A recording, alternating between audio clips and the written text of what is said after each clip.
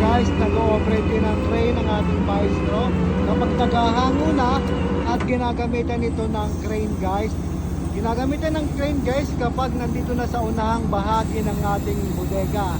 Kung napapansin nyo sa ating mga hango, pagka doon sa bandang huli ay mga electric motors lang ang ginagamit.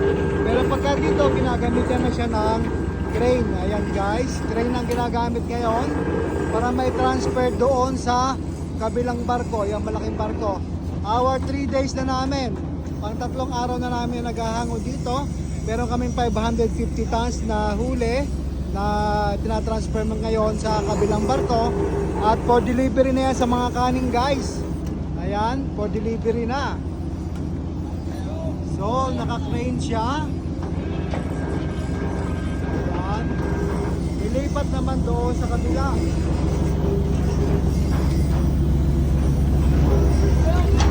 Ayan.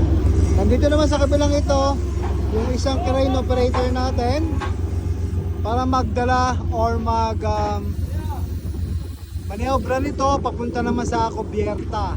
Then from Cubierta guys, yung islang yan ay dadali naman doon sa baba at pag sa babang yan, dadali naman yan doon sa kabilang barko guys. Ayan ang proseso natin.